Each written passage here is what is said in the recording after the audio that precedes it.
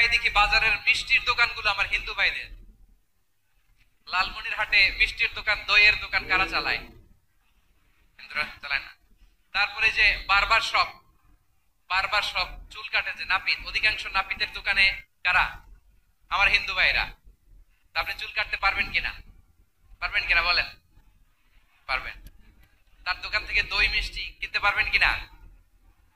হ্যাঁ, আমার মুসলিম ভাইয়ের দোকান থাকলে ওইটারে আমি বেশি প্রায়োরিটি দিব, ঠিক কিনা?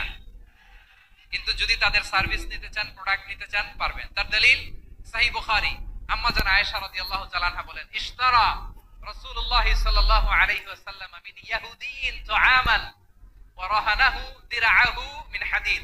রাসূল সাল্লাল্লাহু আলাইহি ওয়াসাল্লাম এক ইহুদির কাছ থেকে, কার কাছ থেকে? সবাই বলে নাই কার কাছ থেকে? আমার নবী, প্যারা নবী এক ইহুদির কাছ থেকে জব কিনেছিল। জব, বার্লি, যেটা দিয়ে রুটি বানায়। ওই জবের দাম দেওয়ার টাকা পয়সা নবীর কাছে ছিল না। বলে নবী ওনার একটা পোশাককে মর্গেজ রেখেছিলেন, মর্গেজ, বন্ধক, যে এখন এটার দাম দিতে পারবো না, কয়েক কেজি বার্লি নিয়ে যাই আর বন্ধক হিসেবে আমার জামাটা রেখে গেলাম, যেদিন দাম দিব ওই দিন জামাটা ছুটাই নিয়ে যাও।